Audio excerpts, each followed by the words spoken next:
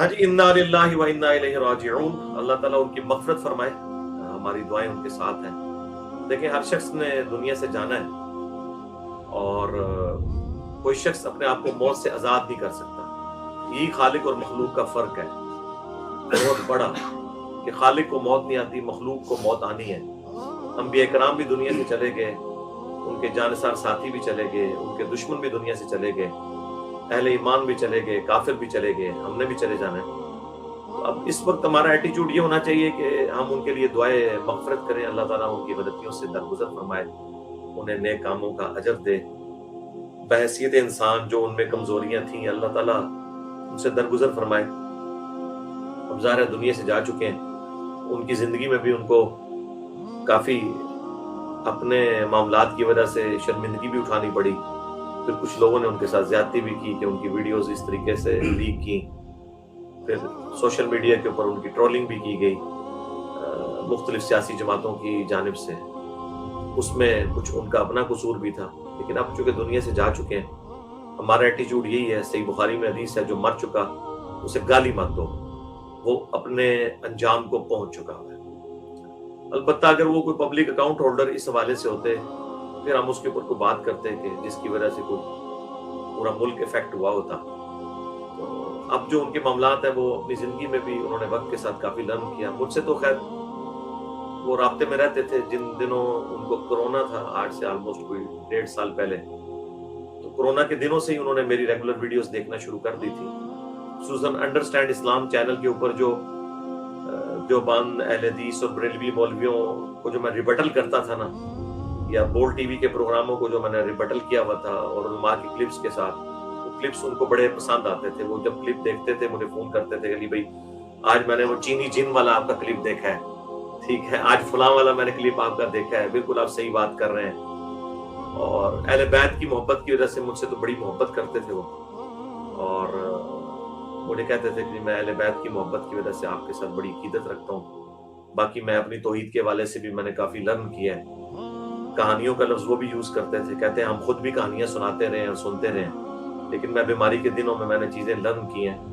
اور پھر وہ مجھے کہہ رہے تھے آپ مجھ سے کسی بھی ویڈیو کے بارے میں پوچھیں تو میں آپ کی وہ ویڈیو بالکل آپ کو ریپروڈیوس کر دوں گا. میں نے اتنی دفعہ آپ کی یہ ویڈیوز دیکھی ہیں. خیر میں نے کاؤنٹر چیک کیا تو واقعی وہ ماشاءاللہ بڑے شوق کے ساتھ دیکھتے تھے. پھر انہوں نے اس وقت ایکسپریس کے اوپر وہ رمضان نشریات چلا رہے تھے. مجھے انہوں نے کافی زور لگایا. میں نے اس وقت آپ کو پتہ ہے ہماری پالیسی بھی نہیں تھی. دوسرا میں تو ظاہر ہے کہ جہاں پہ میلز اور فیمیلز کا انٹریکشن ہو، میں تو ایسی پروگرام میں نہیں آتا. پھر انہوں نے مجھ سے یہاں تک کہا کہ نہیں ہم آپ کو سولو لے لیا کریں گے، آپ کریں. میں نے کہا انشاءاللہ جب کبھی ہماری ایسی پالیسی بنی تو میں آپ کے ساتھ ایسا معاملہ کر لوں گا. کوئی جیلم آنے کا بھی مجھے کہہ رہے تھے، میں نے آنا ہے، ملاقات کرنی ہے. تو میں نے کہا ضرور تشریف لائیں انشاءاللہ تعالی. باقی جو دیکھیں ہر شخص میں اچھائیاں برائیاں موجود ہیں. ایک بار میں انہیں کریڈٹ دوں گا کہ انہوں نے آلموسٹ 2003-4 کے اندر یہ عالم آن لائن شروع کیا تھا. تو جیو ٹی وی کا یہ جو پروگرام ہے، یہ بیسیکلی ایک آپ سمجھ لیں ٹرینڈ سیٹر بنا ہے باقی تمام چینلز کے لیے، کہ علماء کو اور تمام مختلف مکاتب فکر کے علماء کو لا کر ایک جگہ سٹیج پہ بٹھانا.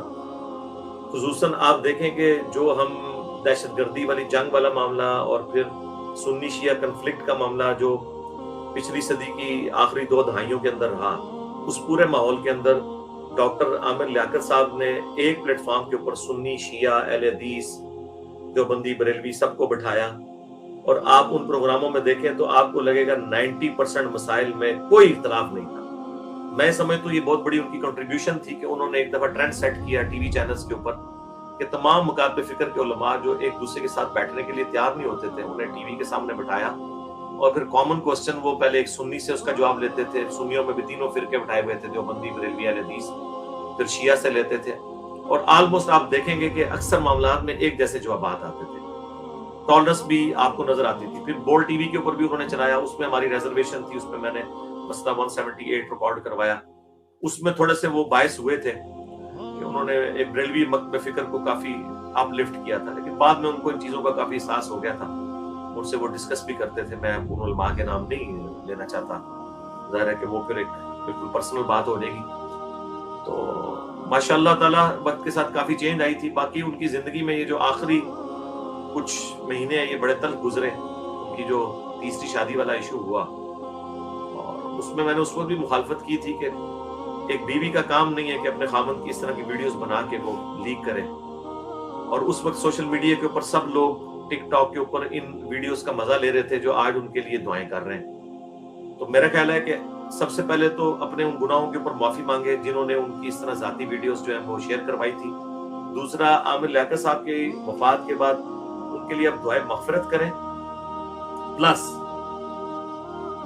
اگر آپ کے موبائل میں اس قسم کی کوئی بےہودہ ویڈیوز پڑی ہوئی ہیں نا، اب ایمانداری کا تقاضا یہ ہے، خوف خدا کا تقاضا یہ ہے کہ ایٹ لیسٹ جو بندہ اب دنیا سے چلا گیا یار، اس سے متعلق جتنی ویڈیوز ہیں نا وہ آپ لوگ اپنے چینل سے، اپنے موبائل فون سے ڈیلیٹ کر دیں، آئندہ اس کو شیئر نہ کر دیں۔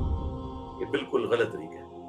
تو اس کی وجہ سے کافی ڈپریس تھے، ان کی موت بھی حادثاتی طور پہ ہوئی ہے، جو میں نے ابھی جتنے ان کے ڈرائیور کا بیان سنا ہے اور جس طریقے سے ابھی پوسٹ مارٹم کی رپورٹ آنے والی ہے، دل کا مرض بھی ان کو لاحق تھا، پھر وہ اور بھی کچھ ایکٹیویٹیز میں انوالو تھے اس طرح کی، جس کی وجہ سے ان کی صحت دن بدن گرتی گئی، اور ابھی بھی دھواں بھرا ہوا تھا جنریٹر کا، وہ تو آپ کو پتا ہے وہ تو ویسے ہی خطرناک معاملہ ہے۔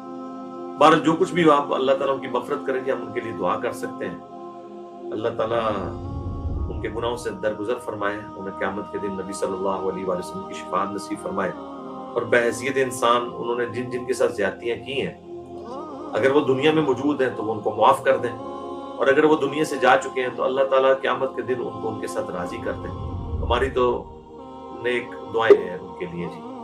میں تو زندگی میں بھی اگر کسی سے اختلاف کرتا ہوں تو دعا ضرور کرتا ہوں ان کے لیے، جب فوت ہو جائے تو آپ دیکھیں مجھے سب سے زیادہ اختلاف جس شخصیت کے ساتھ تھا، خادم رضوی صاحب کے ساتھ، صرف اس وجہ سے کہ انہوں نے جو اتنا پیارا مشن اٹھایا ہوا تھا گستاخ رسول کے حوالے سے، لیکن ان کے اپنے فرقوں کے بزرگ صوفیاء نے جو گستاخیاں کی ہیں ان کے اوپر وہ نہیں بولتے تھے۔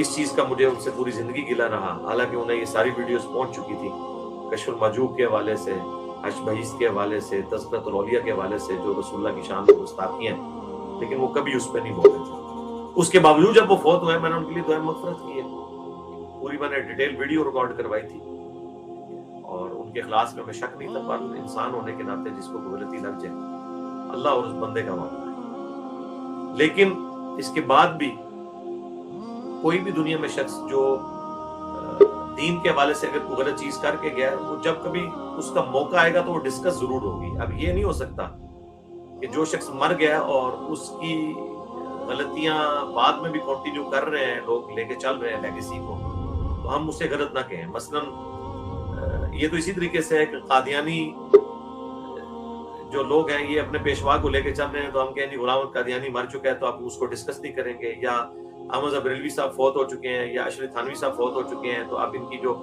انہوں نے جو اپنی کتابوں کے اندر اور اپنے ماننے والوں کو جو عجیب و غریب نظریات دیے ہیں وہ ہم ڈسکس نہ کریں۔ ان پرنسپل ڈسکس کریں گے اور پورے احترام کے ساتھ۔ آپ دیکھ لیں میں پلانٹ ارتھ پہ واحد بندہ ہوں جو کہتا ہے اعلیٰ حضرت احمد بریلوی، اعلیٰ حضرت میں کہتا ہوں احترام کے ساتھ، احمد بریلوی صاحب، اشرف تھانوی صاحب، الحمدللہ اختلاف کرتے ہیں، لیکن معین الدین چشتی صاحب، علی بن عثمان حجویری صاحب، میں نے کبھی بدتمیزی سے ان لوگوں کے نام نہیں لیے، اور پھر بھی میں اس نظام رکھتا ہوں قرآنوں کے بارے میں کہ ہو سکتا ہے ان کی کتابیں بدل گئی ہوں، ان کے ماننے والوں نے بعد میں تبدیلی کر دی، انہوں نے یہ نہ کہا، آخری درجے تک کوشش کرتے ہیں۔ تو یہ میں اس لیے کیڑا نکال دوں کہ بعض لوگوں کے دماغ میں یہ آتا ہے کہ جو فوت ہو چکے ہیں تو ان کی غلطی کا بیان کرنا کوئی حرام ہو جائے گا۔ وہ ان معنوں میں کہ ان کو گالی گلوچ نہیں کرنا، جو بخاری کے الفاظ ہیں جو مر چکے اسے گالی مت، ورنہ تو قرآن خود مرے ہوئے لوگوں کی برائیاں بیان کرتا ہے۔ حضرت یوسف علیہ السلام کے بھائی جو تھے، دو پیغمبروں کے صحابی تھے، حضرت یعقوب کے اور حضرت یوسف علیہ السلام کے، لیکن اللہ نے ان کی برائی کا ذکر کیا۔ آج تک اردو میں مثال دی جاتی ہے برادران۔